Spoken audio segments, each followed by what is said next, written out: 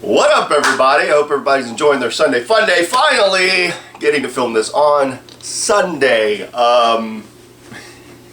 Yeah, it's been a hell of a couple of weeks. Initially I was going to do a preview of reality wrestling, but due to certain circumstances, the card had to be changed, I think Tuesday or Wednesday of the week, which I can't say is the norm, but at the same time, you kind of roll with it.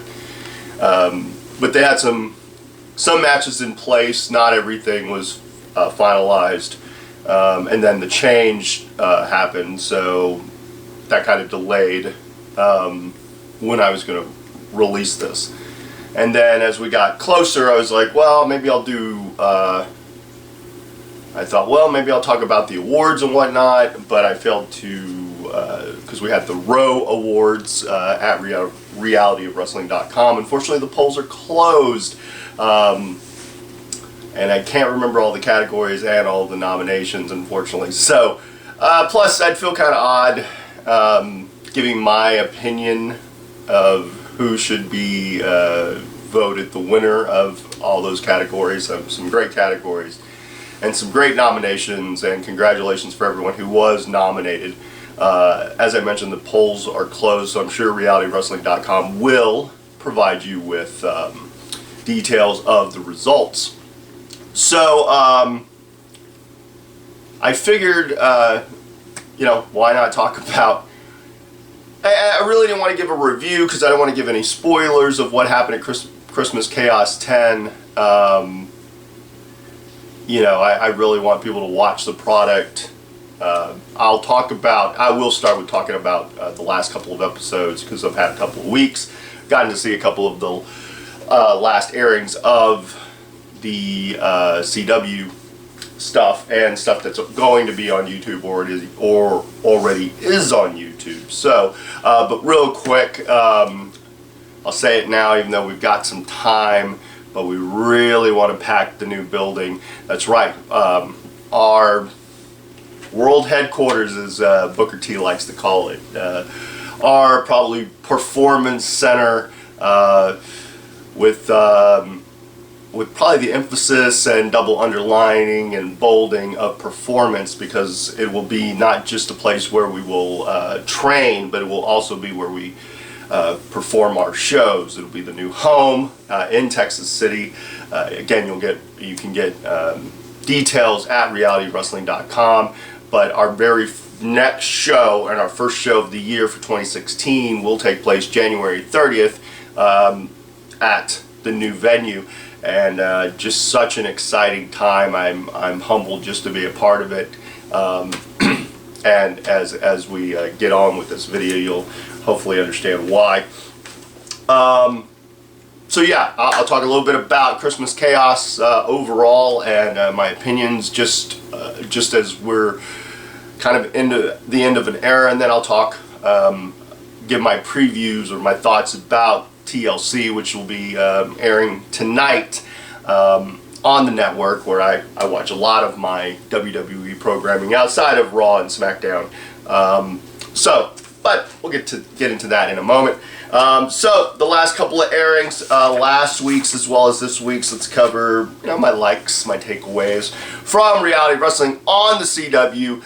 11 a.m. Sunday mornings, right before football really gets kicked off. So what better way to spend your Sunday morning?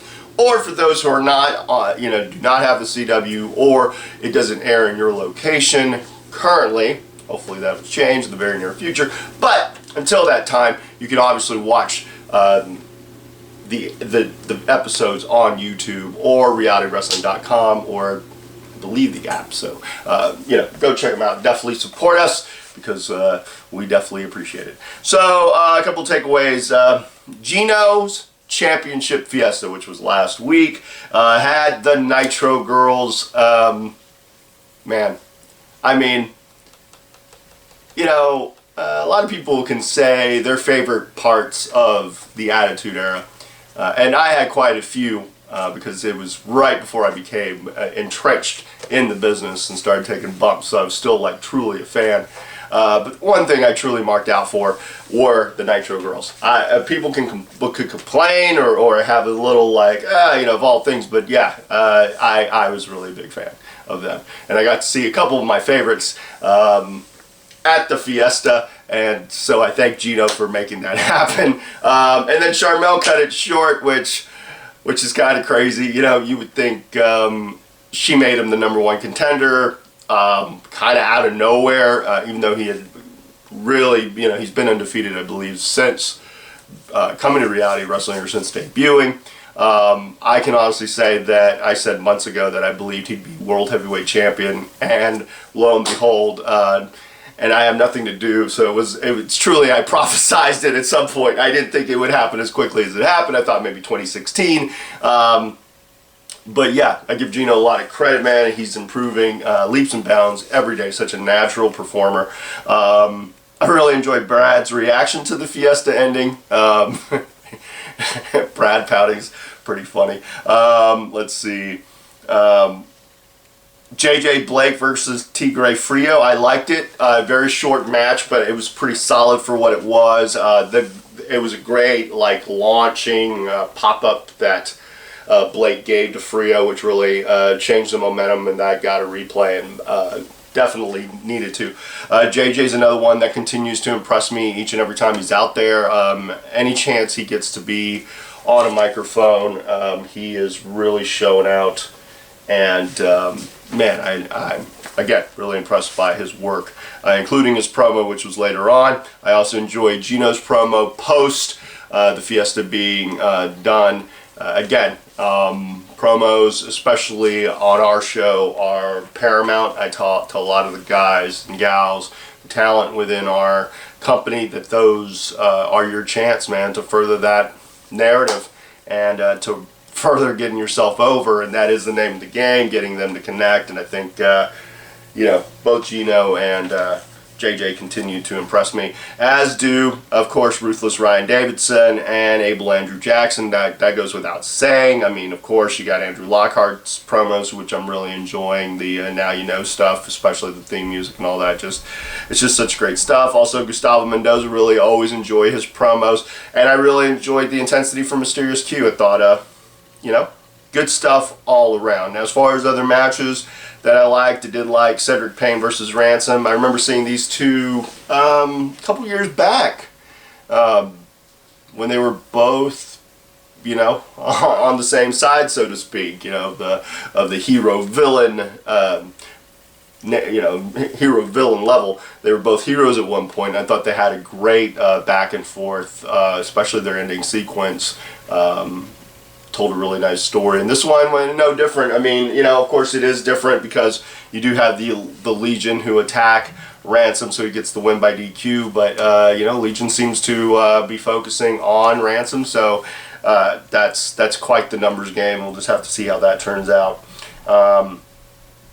And the night or that episode ended with a triple threat for the Reality Wrestling Heavyweight Championship, featuring Ruthless Ryan Davidson against Mysterious Q versus Gino, who's the champion, and he remained champion in a very thrilling triple threat. I thought it worked on all different levels. It's great to see Q and Ryan matching up. I don't care how many times I've seen that matchup. And trust me, probably compared to how many times they've wrestled each other, I've seen a vast majority of them. And every time it's stellar stuff, man. It's those guys were destined to face one another, and so they never failed to impress me. But Gino, very impressive overall. And I honestly, and I'll get into it in a moment, but yeah. Excellent work by all three. So let's see, and then this past airing, which will for those again who don't have the CW or don't see this, because I know CW's all over the place. But again, if you don't get reality wrestling in your area, be sure to go on YouTube or go to the realitywrestling.com website, and don't get shut out. As Book likes to say. But That one should air Monday, I believe, because they released them pretty close. So thoughts on that? Jonathan Vega in his debut. I'm impressed because he's already off the bat coming out with loads of personality, which are paramount. He wants to make a statement. He took on Bartek. I really enjoyed it. Great spear by Bartek. I enjoy Hendrix's creepy promos. I enjoy Gustavo Mendoza's creepy promos. I liked Pride and Andrew. I like that team. I call them Male Pride. I just want a shirt, Male Pride. Yeah, I think I like them as a team. And of course, I like Abel Andrew Jackson with the Ministry of Defense. I like the segment with Alex Reigns. I thought that was really well done. Match-wise, outside of that, really like Parviz versus Aiden Cristiano. I mean, kind of strange to see X and Cristiano on opposite sides, having been former tag team champions and part of the same team. But this is the first time Team International members have faced each other, especially Rex and Aiden earlier in the year. But I thought it was a good back and forth matchup. Thought both guys had a great showing. Interesting way of Parviz getting the victory with the DQ. X trying to bring in a weapon and Aiden thwarting that. So I mean, again, he if anyone knows that group or their tactics, Aiden would be one of them. So I'm interested to see where it goes moving forward. But again, good win for Parviz, because a win's a win. And then in the main, you had Barnes and Eric Lockhart versus Pride and Andrew Lockhart. I really enjoyed this match as well. I like the chemistry between Pride and Andrew getting the win over Eric on a miscue from Rob Barnes. And so Rob and Eric appear to be at odds. They're just trying to figure out, being a tag team. I mean, Andrew and Eric were tag team specialists for the longest time. I like what I've seen from the two. Andrew really coming out of his shell, seemingly, kind of breaking away completely from the Lockhart way, and Eric trying to, kind of find his way and seemingly having found his way. But yeah, I really enjoyed it. So, Christmas Chaos 10. Man, again, I'm not going to give spoilers. I really didn't write any notes down. I just didn't take a run sheet or anything like that. I just really wanted to watch the show. I thought everybody worked really hard, and from a business standpoint, typically with these bigger shows, and I would think Christmas Chaos probably is Starrcade in a lot of respects, book coming from WCW or WrestleMania, because it's the first and typically our biggest show, and typically we do bring in outside talent. I mean, as far as like names, you bring the occasional name here or there, which they've done in years past. I believe this was the first year that they didn't, and still the crowd was not just plentiful, but very raucous, and that's what you like as a performer, I think. I'm sure all the guys and gals who performed enjoyed it. So I didn't really want to review it because I want everyone to see the finished product, and I'm sure results are out there. But I want to wait until it airs and then talk about it, because that's the beauty of, in some respects, you've got some time to reflect on it after the fact, much like as I see our television airings on CW. It gives you a different perspective, because again, especially if you're watching it from the monitor, even though sometimes we have the TriCaster feed, it's still, you don't know how it's going to all kind of shake out, especially with all promos and whatnot. But I mean, leading up to it, even though, again, my position within the company is more as a mentor, consultant to the talent, and helping the talent in many directions, just trying to get them to be the best that they can possibly be.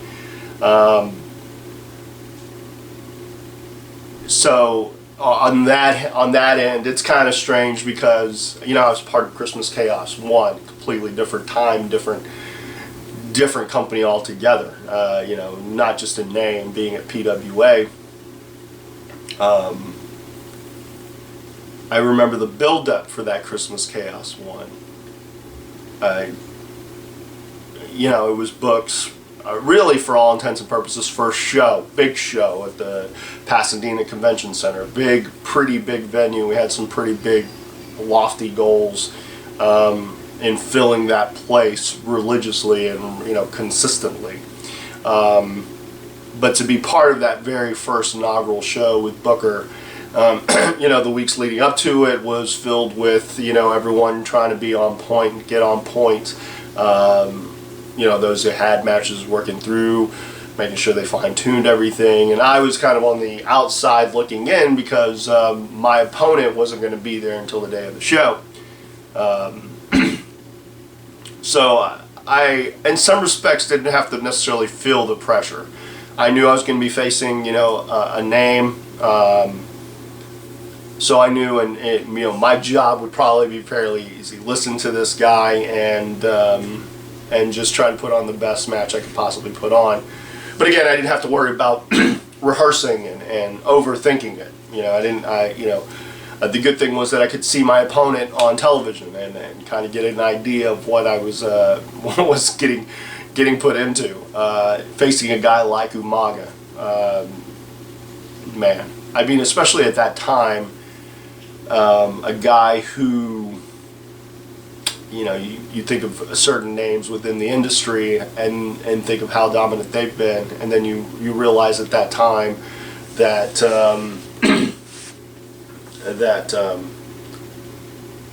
you're going to be the one standing opposite him.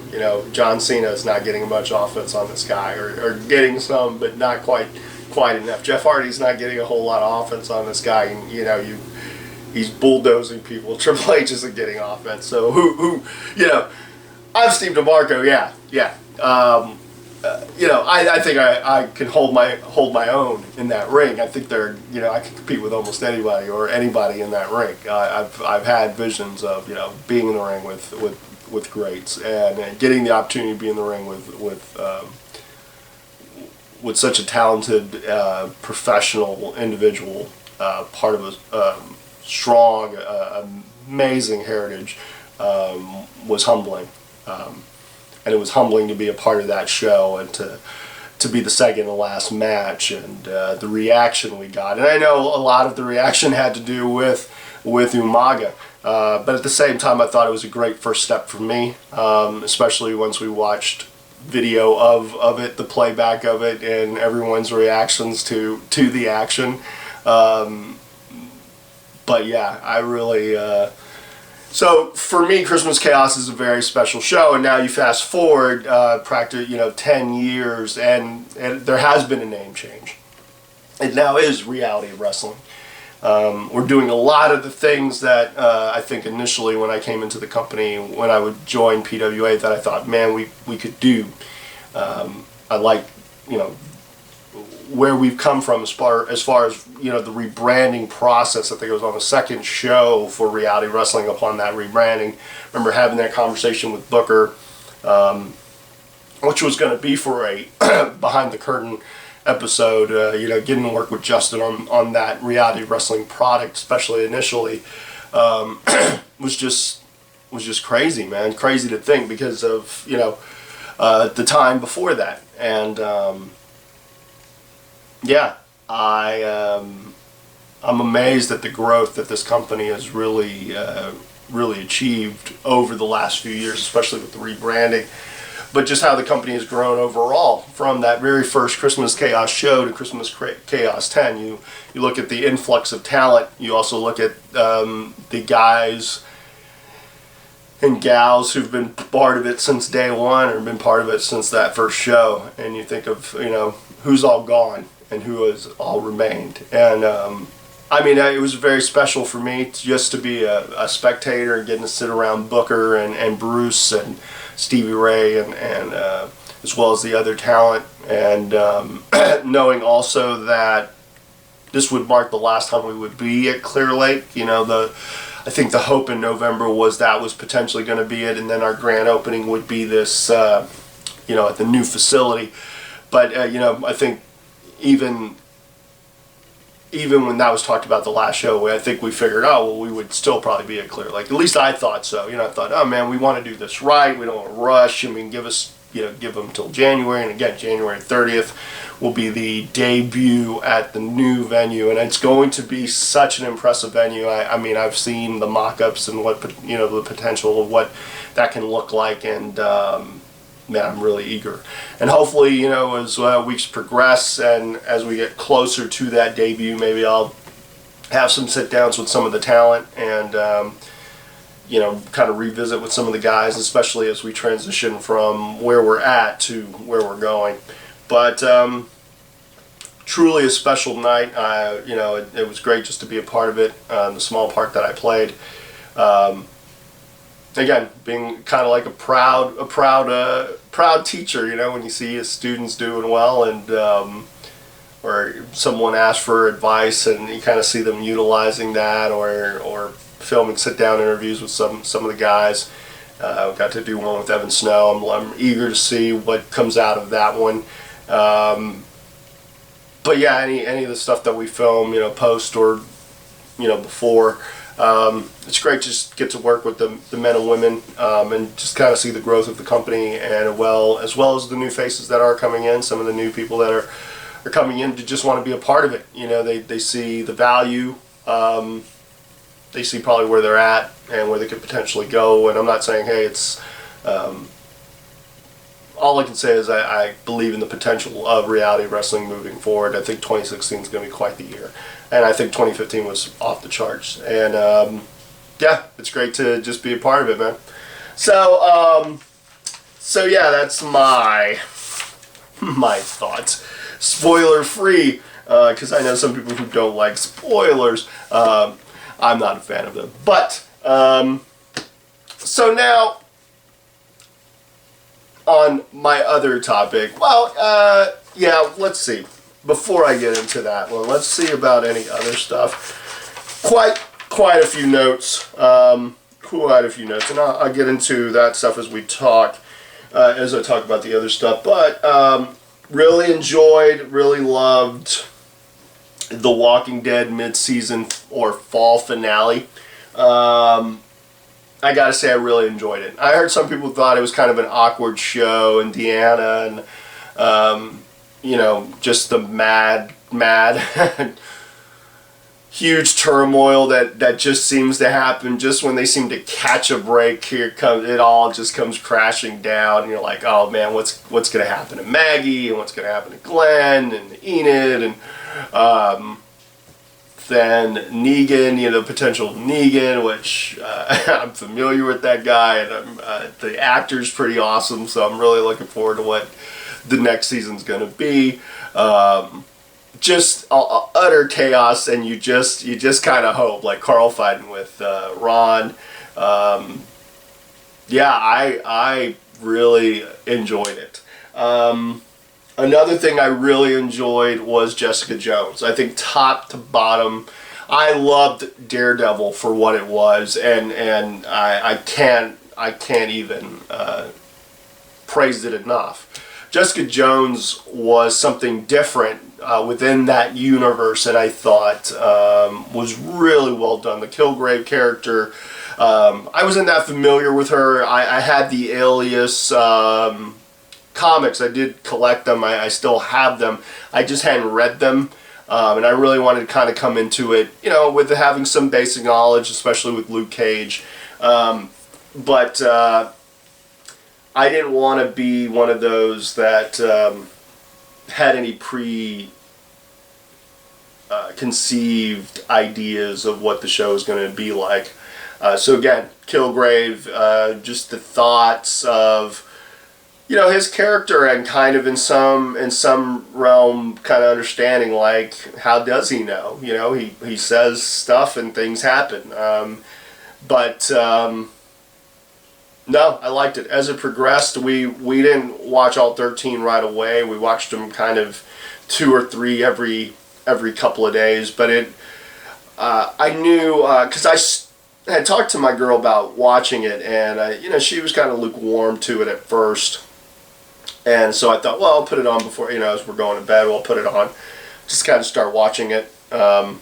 And at first she was she's about to pass out, and then as the episode continued, the first episode, she kind of sat up and like woke up, kind of shook off the sleepiness, and we watched I think 2 or 3 that night, and I think she was ready to go to bed when I started the episode. So yeah, it's a good show, and even someone who's not really that into it's gonna be willing to take a moment to watch it.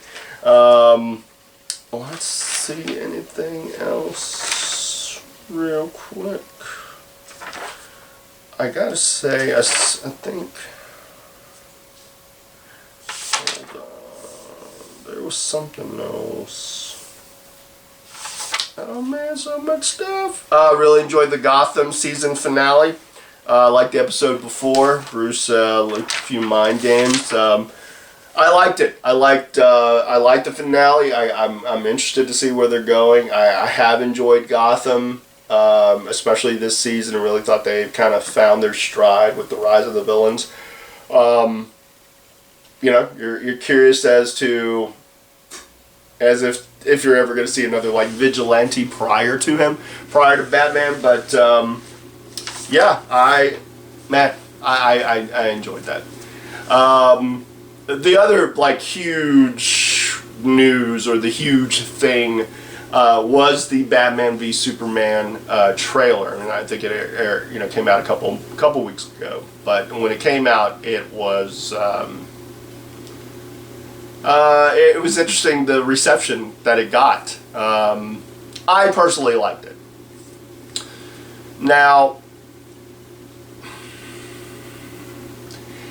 a lot of times, it's hard to be critical of what someone's take on something is.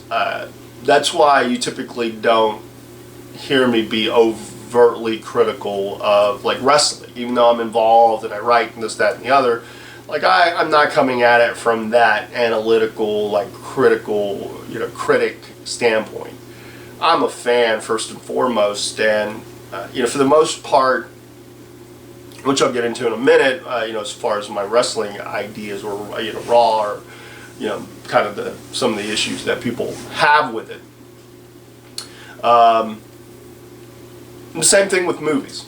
Same things with interpretations of source material. No matter how great the source material is, or if they're going to be telling a certain story, I like to get other people's interpretations. I know that if I was given a franchise such as Batman or Superman or both, and I was told, tell us a story, I'd probably spin it in a direction, and people would, probably not everyone would love it, but it would be my interpretation of it, and for me that's what would be most important.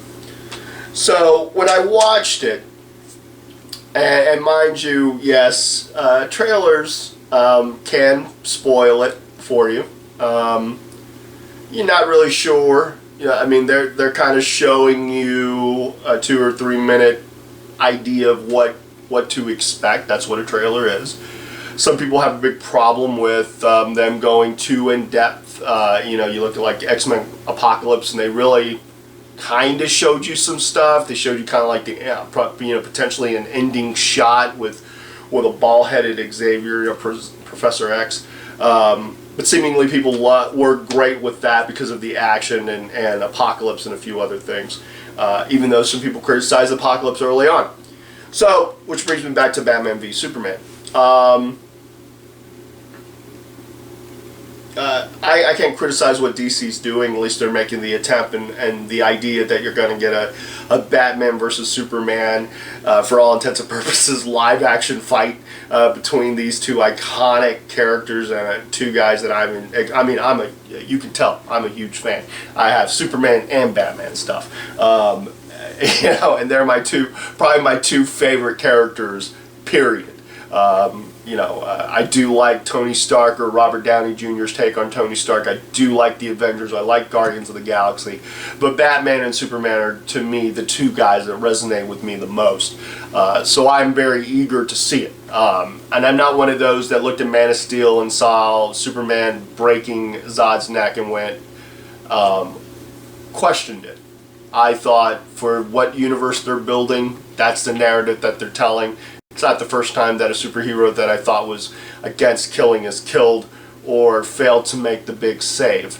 I know Batman's done it at times, and even though he's got this supposed moral code, it's the rules of the comic book, but not necessarily the rules of the movie universe. And I kind of go by that philosophy when it comes to even looking at it. Now, back to the trailer, because there's going to be plenty of time to digest this, and I can't wait to see it. I don't care if the trailer showed me the end shot. I would still go see it and not be spoiled by it. I'm not one of those people that subscribes to that. I understand people that avoid them. I'm not one of those that does. And I am so looking forward to this movie.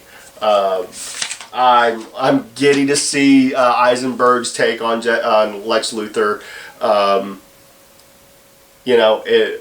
I think in some respects when I saw that he was going to be casted, I almost thought, oh, well, then he'll be kind of like the Mark Zuckerberg, because he did such a brilliant job being Mark Zuckerberg, or that idea of what Mark Zuckerberg was in The Social Network. But I really liked his Lex Luthor, a rich, prodigal son type who's just in money.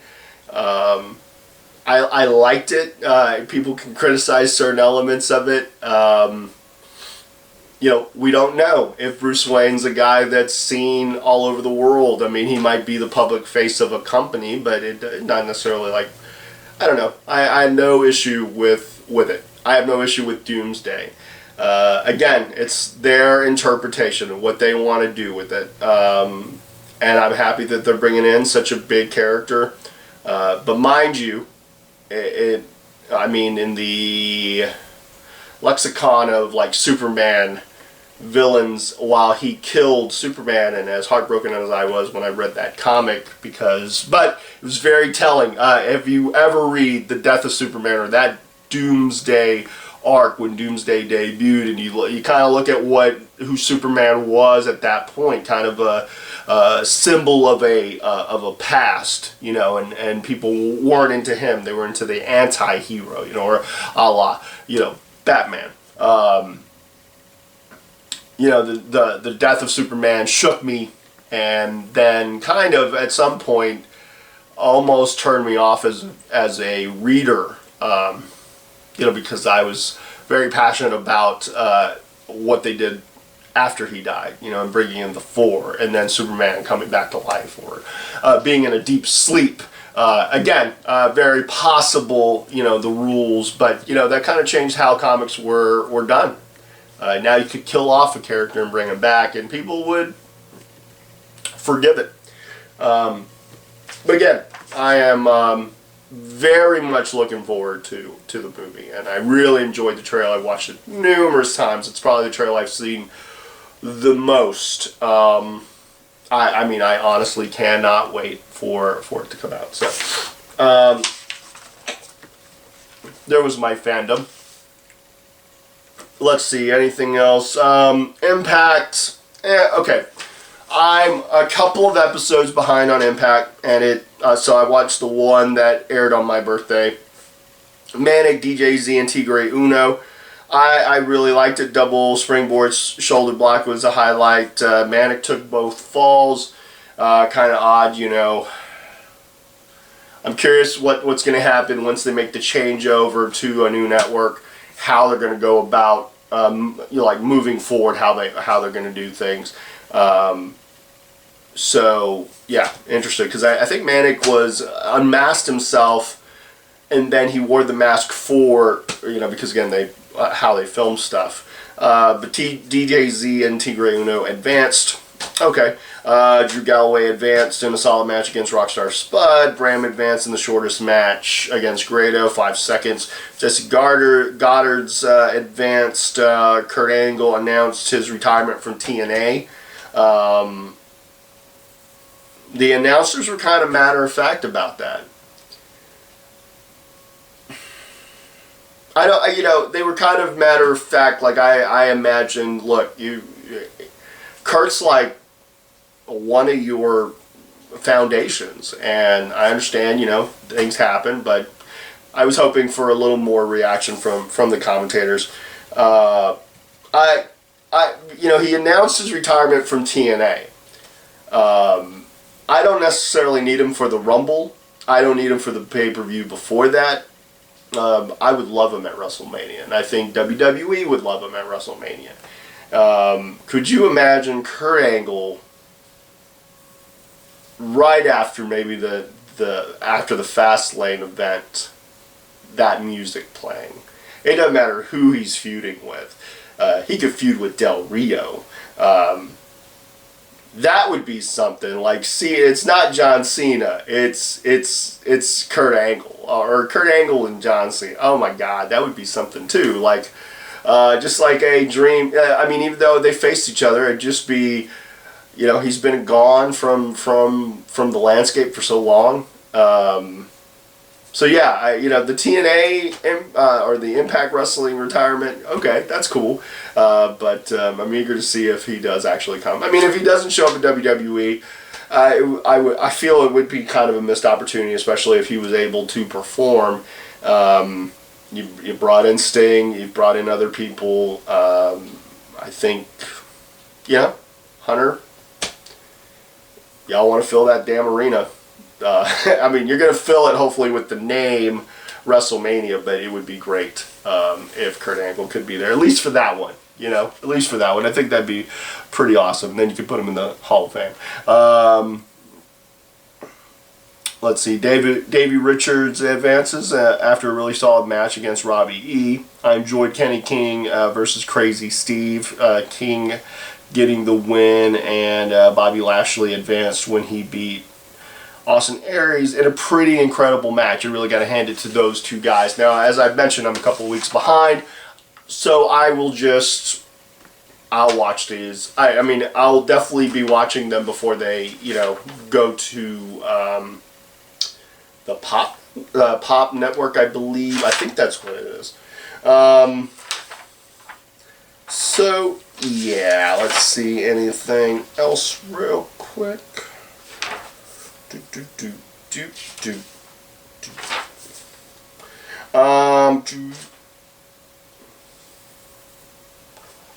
Yeah, I think, I've been watching NXT. It's been pretty solid. Yeah, I just don't have my notes for the last couple episodes. My bad. I usually watch it at night, and I don't take notes when I'm watching, because I usually watch it before we're going to bed. So, my bad. Sometimes I do think back, but since this is a pretty jam-packed show, let's get to the last topic, and that being the TLC preview, which will be on the network. As they say, why get it on pay-per-view? That would buy you 6 months worth. Or actually 7 months worth, because you get the first month for free, which I think they're doing that now all the time. Your first month is free. So, yeah, if you're a new subscriber, that could be the tagline. You could get this for free, or you could pay $60. Your choice. Free or $60.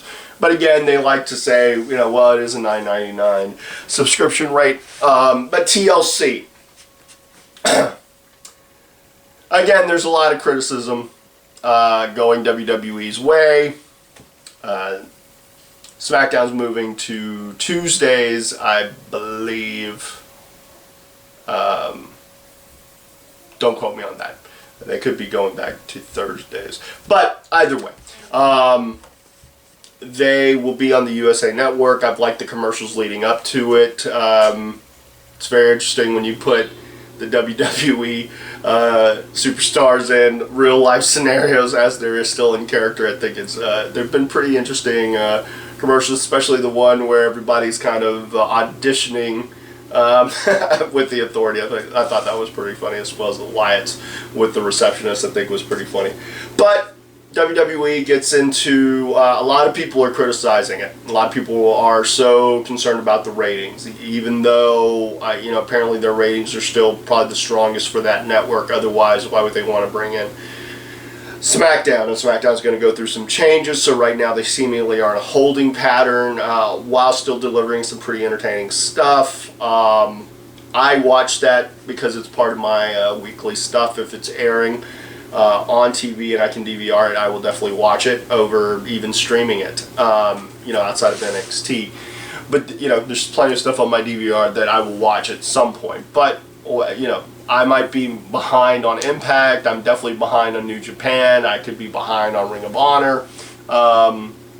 Sometimes I even get a little behind in reality wrestling. But eventually I do make it up and I watch it. And I watch it, I'm really into it. But the two shows, wrestling-wise, that I watch pretty much the week that it airs is Raw, SmackDown, and NXT.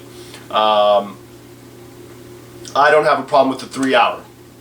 Maybe I'm one of the few that does not have a problem with it. The 3 hours isn't going away. I listened to Triple H's conference call talking about NXT, and they did bring up the 3 hour stuff for Raw, and the fact that they're not 100% sure does speak volumes. What's it going to take to keep people invested and interested over a period of time?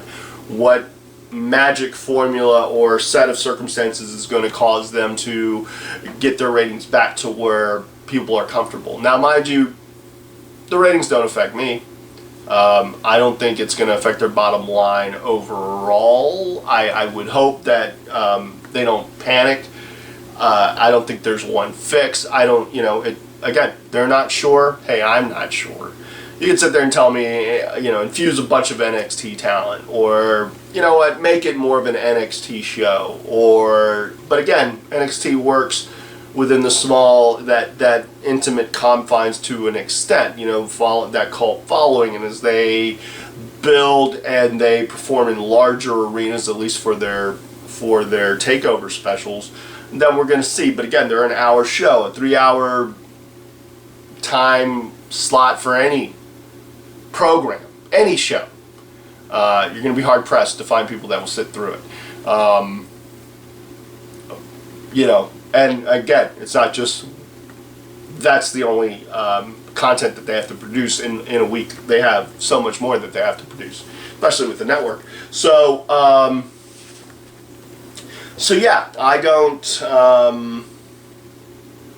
want to criticize them, because I don't know the fix, and I don't think anyone else knows this fix. And anybody who complains and complains and complains, eventually that falls on deaf ears, because all you're doing is complaining. And seemingly, wrestling fans are fickle. You can't. You may give them what seemingly they want, and they still aren't satisfied. So, again, I don't know. It goes all back to interpretation, casting, putting people in the right place at the right time, all of that. I'm okay with what they're doing now. So let's get into the preview, and let's see if I'm really okay with what they're doing now. Now, this is not in any particular order. I don't know how they're going to start the show or end the show. I imagine Sheamus and Reigns are going to close it, but anything else is kind of fair game with what the plan is. Ryback and Rusev. Rusev with Lana. Lana coming back a couple weeks back, making her grand return on a Miz TV segment. And then there being talk of, did she or didn't she? Did she go all the way with Dolph? Did she not go all the way with Dolph? Apparently she's got such heat. I can understand the company stance. Look, you made it public, probably went against what we were hoping, or maybe you didn't give us any kind of you didn't tell us ahead of time. However, if they had been engaged for a bit, that's change in status. Maybe at least you tell HR. Maybe HR didn't tell Vince and them, but maybe you should tell your boss, hey, look, I'm engaged now. We're engaged now. We're probably, Lana's probably going to tell people because she's pretty excited. So let's prepare for that. Now, maybe they did. Who knows? I think it's hard if you're going to put Rusev in the League of Nations and you're trying to build this faction that, you know, to some can complain because of how each guy's been utilized, but they're the heels. That's their job. They're supposed to look vulnerable. That's why they're strength in numbers. That's why they stick together. Now Rusev and Ryback, again, Ryback makes a flippant remark. You have Lana playing possum and kind of turning full-fledged heel, but not really because she forgives. So, yeah, she's standing by her man, and that's fine because that's what made the duo pretty popular and a pretty hot brand, at least you know, initially up until WrestleMania. You want to heat Rusev back up, again, because of the League of Nations stuff. I think he needs to get the win against Ryback. And I don't think Ryback loses anything. You know, you're talking about a guy who lost in the Survivor Series WWE World Heavyweight title tournament against Kalisto. I don't think he loses anything. I find it odd that people are complaining about the matchup, considering that probably about a year ago, and this is where guys were in a different place. Rusev's hot on the rise. He's the U.S. champion. He's got Lana. She's the ravishing Russian. She's popular, but there's no chink in that armor at that point, or crack in that armor. But people would clamor for Ryback. Oh man, that'd be a great matchup. You know, these two big, you know, bulls facing one another for, you know, for a title. So people were clamoring for it. You fast forward about a year and people don't like it. I'm cool with it because, hey, it gives Rusev something to do, gives Ryback something to do. It's a, you know, quick build. It's kind of this odd area now there. The PDA, or, you know, the displays of affection from Lana and Rusev. I'm good with it because, hey man, you know, flaunt it. Rusev, you got the girl. You know, who cares what they say? That's your wife, as you put it. And I'm cool with them, and I think Rusev will get the win. I'm sure Lana will be involved somehow. I think they're going to want to heat Rusev up because specifically, you know, they've got to still look like a formidable enemy for Reigns.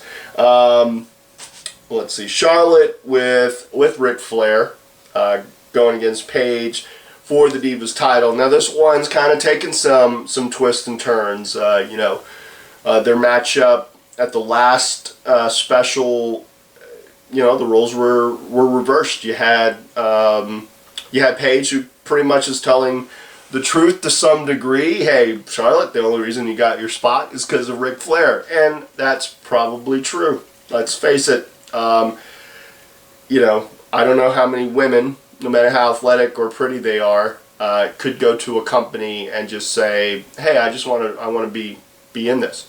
That's not taken away from what Charlotte's done. I think she's been a fine champion in kind of this transitional period because you had Nikki holding the belt for so long. But again, you fast forward, you know, because, you know, Paige said what she said about Reed, and then Charlotte's reaction got their contract signing, I thought, which was well done. People could have an issue with it, but people were talking about it, which is what you wanted. And Ric Flair obviously doesn't have a problem with it because he's part of this thing. You know, at this point, 3 weeks or 4 weeks later, Paige is now seemingly a babyface. Charlotte is now seemingly a heel. Becky Lynch is somewhere in the middle. Although getting some good wins. You know, I thought her match with Charlotte, and where Charlotte kind of showed she could cheat, and, you know, being the daughter of the dirtiest player in the game will help her with that. But kind of that back and forth where they're friends, and you know, hey, she was teaching her a valuable lesson. I really enjoyed that. You know, I enjoyed that little match, and I like Becky and Paige where Charlotte came out, and I think this was on SmackDown, and Becky gets the win with her submission over Paige. I don't know. I think it depends on where they want to go with this. I could see Paige shocking Charlotte with something. I I don't know if it would be a submission. However, it could be because, again, the roles have changed. And once the roles change, you're not as resilient. But with Ric Flair out there, I mean, there could be some shenanigans. I'm hoping for some shenanigans because Ric Flair, Ric Flair and shenanigans are pretty entertaining. So, I don't know. This one's kind of a toss-up. Do you want to continue this? Do you want to move forward with Becky Lynch? Do you want to, have Charlotte be kind of a firm Divas champion leading up into WrestleMania? But then there's a lot of time between now and then. It really kind of depends on where they want to go with it, but I wouldn't have a problem with either one winning, or Paige winning it and them having to continue. Although that puts Becky kind of on the back burner for the time being. Whereas if Charlotte wins, this would be her second consecutive win over Paige, then maybe they would move on to Becky and Charlotte. We shall see. So that one for me is kind of a toss-up.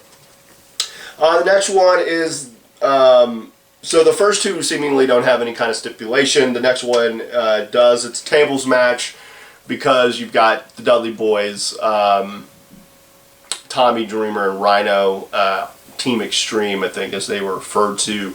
Rhino making his return with a pretty awesome beard, and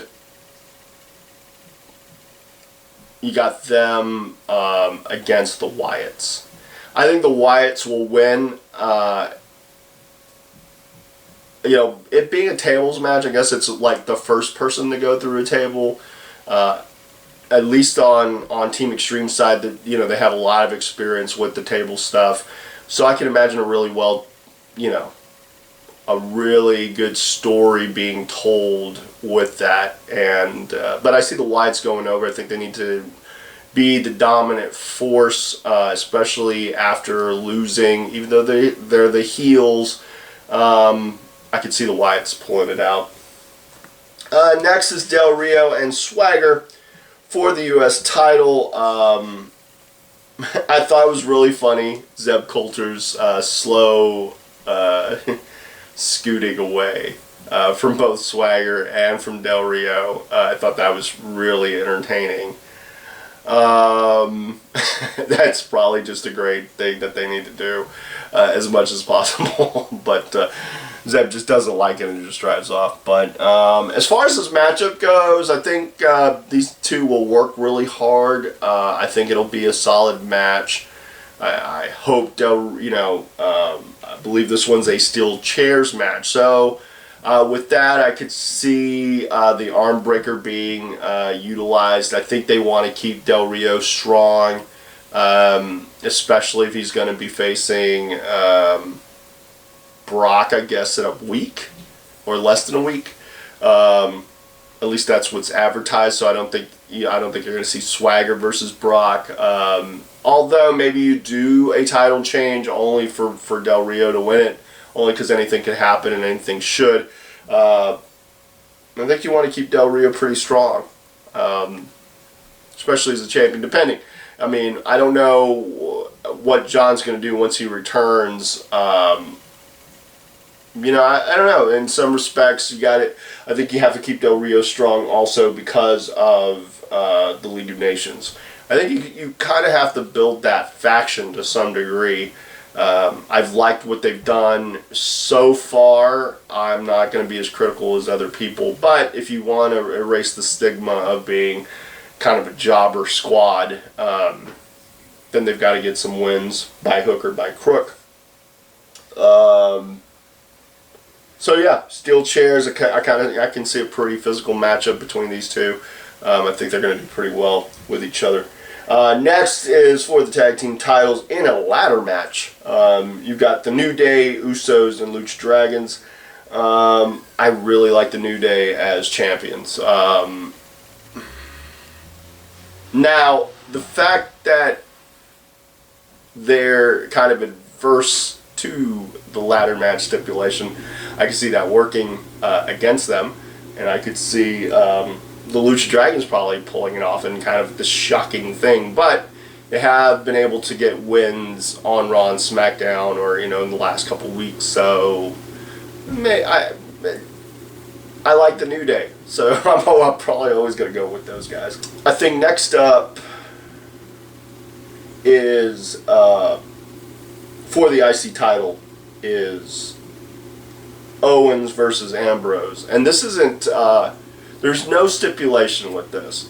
I've enjoyed what I've seen so far as a build-up. I'm sure these guys are going to face each other in Survivor Series for the title. So, yeah, I don't. I think this is going to be one that steals the show. I like both these guys as talents. I really like what Owens has been doing since becoming IC champion. I like his promos. I like it all, man. And I would like to see him retain the title in a pretty hard-fought match between the two. I mean, Ambrose does need wins here and there. He does need to kind of continue his momentum, but at the same time, I just like Owens being the champ. So that's who I would go with. And then finally, for the WWE World Heavyweight title, in a TLC match, you have Sheamus versus Reigns. Sheamus being the champion, cashing in his Money in the Bank contract at Survivor Series against Reigns, having that Sheamus 515 shirt, coming off a Teenage Mutant Ninja Turtles 2 trailer where he plays, I believe, Rocksteady. So yeah, lots going Sheamus's way. I don't know. Do you want Reigns to get the title? Do you want to make him champion? Is it the right time to pull the trigger? I don't know. Sometimes with Reigns, I'm like a lot of people that just would hope that he would lose some of some of the scripted stuff. Like he would just be true to himself. Again, you can only do what you're given, so sometimes it's just embracing the material, and he's done a pretty good job of that. But for whatever reason, people just aren't real high on Reigns as champion. I don't know why. Maybe it is because the company has chosen him for all intents and purposes. But yeah, I don't know. Like, I think I expect plenty of shenanigans with this one. I don't think it's going to be a straight up match, but I've said that in the past, and that hasn't been how it's worked out. So, but I could see a lot of like Ambrose and the Usos and the League of Nations all involved in this tables, ladders, and chairs match. I could see Sheamus winning it, but I don't know. They could pull that trigger. They could pull it. They could say, screw it, give it to Reigns, because then Sheamus would get a rematch. But man, he just won the title, and I do like the Sheamus 515 shirt. So I don't know. I think Sheamus is going to retain. That's just me. I just think he's going to. So yeah, that is my preview of TLC and kind of my thoughts on Christmas Chaos 10, or more importantly, reality wrestling as a whole. So I hope you enjoyed that as much as I enjoyed, talking about it. My next video more than likely will be out next Sunday, and it'll be let's see how I did with TLC. Let's see what ends up happening. Maybe what happens after that. Maybe I'll catch up on some of my other stuff. Plenty to catch up on. Haven't played any 2K16 lately, and I still have Last of Us. I've got to play through at some point, so hopefully when I get some time. But my time is getting pretty, my hours are getting pretty full. I've got plenty on my plate, but I'm enjoying every minute of it. So As I always like to say, stay cool, stay sexy, stay classy, but just enjoy the journey, enjoy your fun day, whatever day that may be. For me, it's Sunday. I get to relax and rest and all that. But if you do enjoy it, enjoy the journey, then you're already all those. Until the next time, later.